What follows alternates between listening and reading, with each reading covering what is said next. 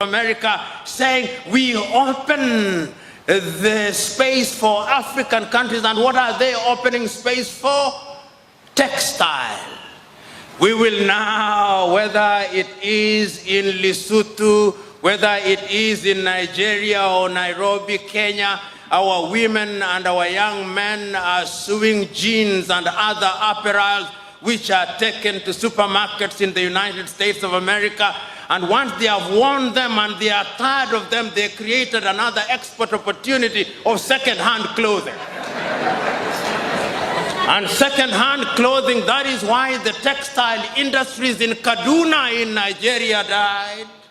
That is why textile companies in Kenya, whether it was Rivertex, whether it was Kikomi, whether it was Mountex, they all died. Because Europe was now telling us, what we have consumed and rejected, you Africans must now consume. And when recently the Rwandese and the Ugandans said that we were going to stop the importation of second-hand clothing, they threatened us with sanctions. Africa is meant to treat us new, that which Europe and America has rejected. That is the Africa that you want me to talk about.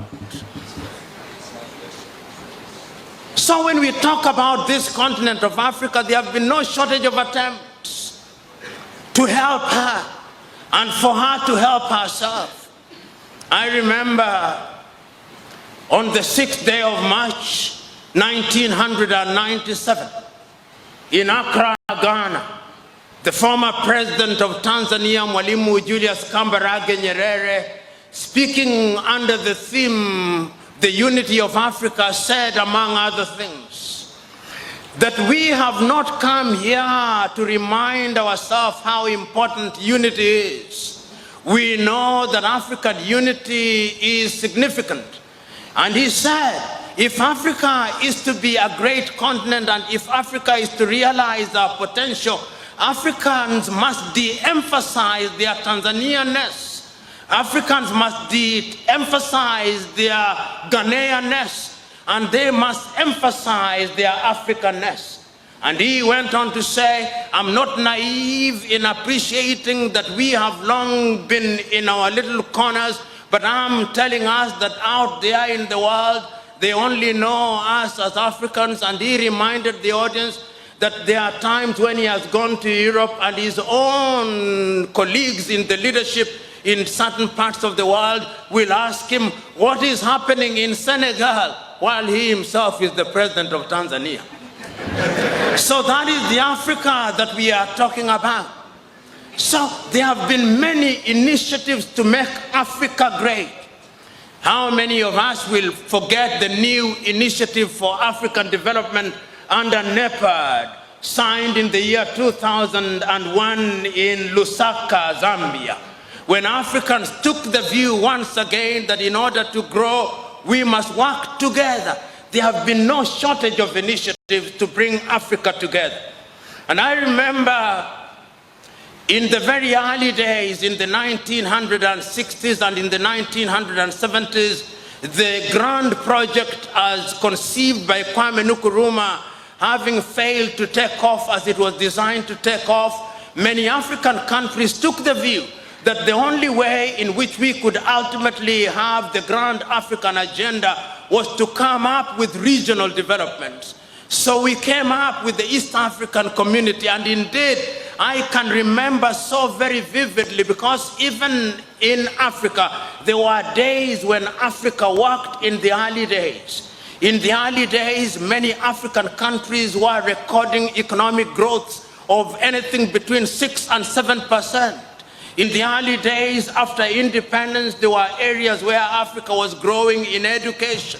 In the health, the indices had improved so that infant mortality and maternal mortality indices were positive. We could see that in agriculture, Africa was beginning to feed herself. Africa was adding value to her things. I remember in Nairobi, in public schools, young school children would receive textbooks and exercise books. I remember that classes had libraries. I remember that in those early days, the public transport systems worked. I remember in those days that our agricultural products were receiving the kind of prices that they ought to receive in the world market. I remember in those early days in countries such as Zambia, the kwacha was strong because the copper was being paid for rightly. I remember in those early days in countries such as this one where cocoa, and in the neighboring Cote d'Ivoire when cocoa was being transported and you are receiving the right price. I remember in those early days, diamond from Wadui in Shinyanga and diamond from Botswana and in Namibia were receiving the right price. There was a time in those early days when Africa was indeed moving in some direction.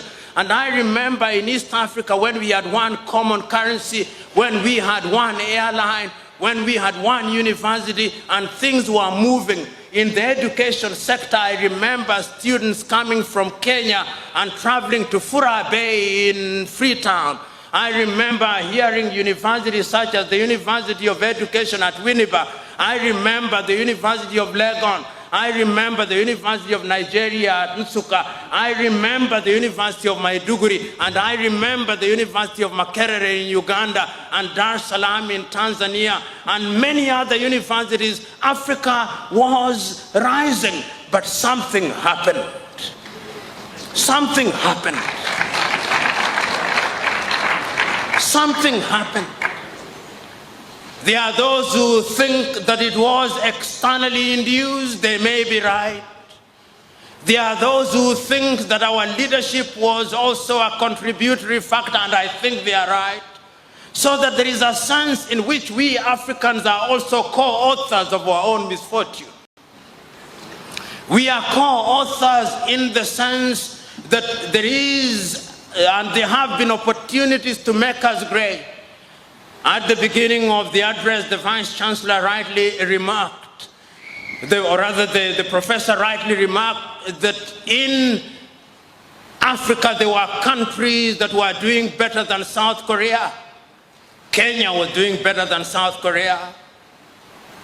Kenya had a higher GDP than China.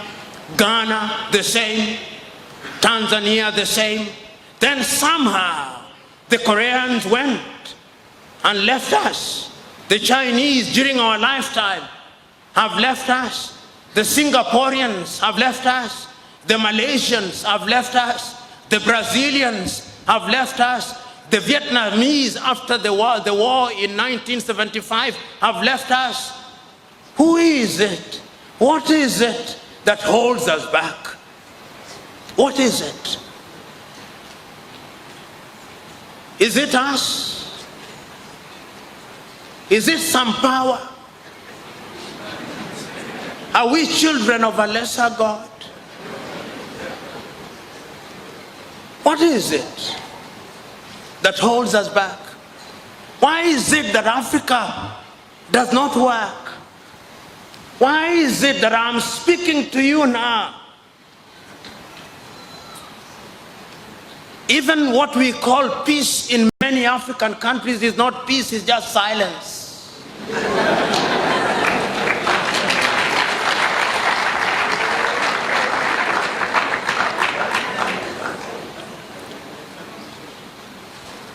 I've lamented for too long. Now I want to talk about what it is that we can do. But before I do that, let us look at our continent, at this continent called Africa.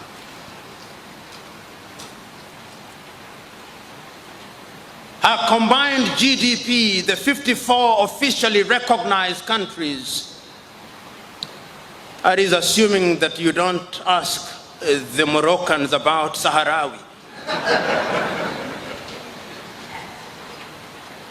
Our GDP last year combined, the 54 of us, combined, all of us, 1.4 billion of us, our goods and services put together is no more than 2 trillion United States dollars, and I'm being generous about this.